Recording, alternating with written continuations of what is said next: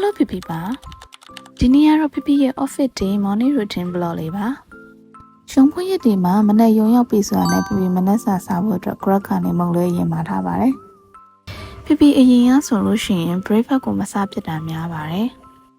အခုနောက်ပိုင်းတွေမှာတော့ breakfast ကိုအကျင့်ဖြစ်အောင်စားရင်းနဲ့မစားရမနေနိုင်ဖြစ်လာပါတယ်breakfast စားလို့ရှိရင်လည်းအဝစားတတ်တဲ့လူမို့လို့တစ်ခါစားရင်2မျိုးလောက်တော့စားဖြစ်ပါတယ်ဒီနေ့တော့ဖိဖိချက်ဥပလာတာလေးနဲ့ငါးသားလုံးကြော်လေးစားပါတယ်မနက်စာကိုစိတ်ကျဉ်တဲ့အောင်ဝဝလင်းလင်းစားပြီးွားရဆိုလို့ရှိရင်ဒီနေ့ကအလုပ်လုပ်ရတာအရင်ဆင်ပြေပါတယ်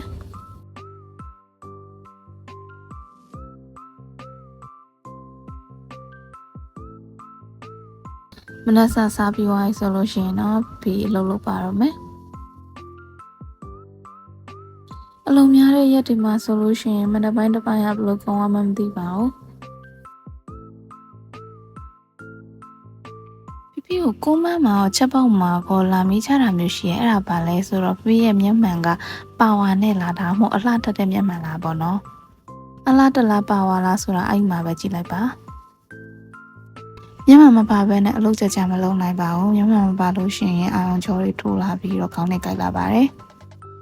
ဖိရဲ့ morning routine blog လေးရတော့ဒီလောက်ပါပဲဆုံးလေးကြည့်ပြီးလို့ကျေးဇူးတင်ပါတယ်